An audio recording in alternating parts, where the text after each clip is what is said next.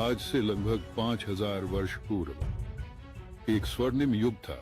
वह युग जिसे गोल्डन एज या सतयुग भी कहते हैं, जहां हर आत्मा 16 कला संपूर्ण निर्विकारी, मर्यादा पुरुषोत्तम और डबल अहिंसक थी। प्रकृति भी सतो प्रधान थी और हर आत्मा की सेवा में तत्पर थी। यह वह समय था जब धरती पर पवित्रता, प्रेम और दिव्यता का साम्राज्य था। इस युग में देवत्व मंदिरों में नहीं, बल्कि हर व्यक्ति के हृदय में था। आइए हम सतयुग की यात्रा पर चलते हैं। नंबर 1, सतयुग की समाज व्यवस्था और जीवन शैली। सतयुग में हर व्यक्ति का जीवन आदर्श था। स्नान घाटों पर सुबह की शुरुआत होती थी, जहां पर दासियां रानी को और दास राजाओं को स्नान कराया करते थे।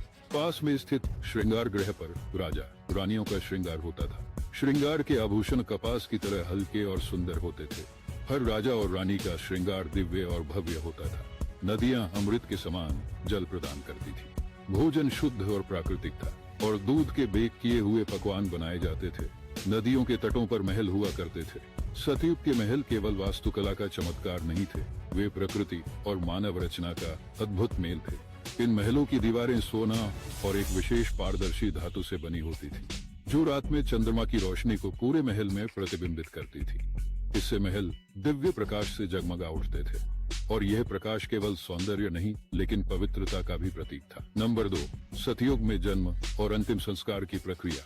सतयुग में जन्म योग बल और दिव्य संकल्प के माध्यम से होता था। आत्माएं पवित्र और शक्तिशाली होती थी और उनका जन्म किसी कर्म या कष्ट का परिणाम नहीं, बल्कि प्रकृति और आत्मा के सामंजस्य से होता था। यह जन्म एक दिव्य प्रक्रिया थी।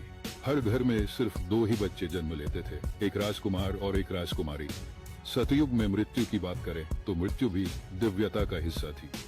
हर आत्मा उम्र पूरी होने पर स्वेच्छा से अपना भौतिक शरीर छोड़ती थी एवं अपने अगले जन्म का अनुभव पहले से ही कर लेती थी। अंतिम संस्कार के लिए विशेष मशीनें थी, जो शरीर को पवित्र तरीके से अग्नि प्रदान करती थी। नंबर 3, सतयुग का प्रशासन और शिक्षा प्रणाली। सतयुग में शासन का मुख्य उद्देश्य प्रजा की भलाई और सुख समृद्धि था। राज्य की प्रजा राजा की संतान की तरह ही होती थी, जिनकी पालना करना राजा का कर्तव्य था। राजा के बाद उनका पुत्र ही उनकी राजगद्दी के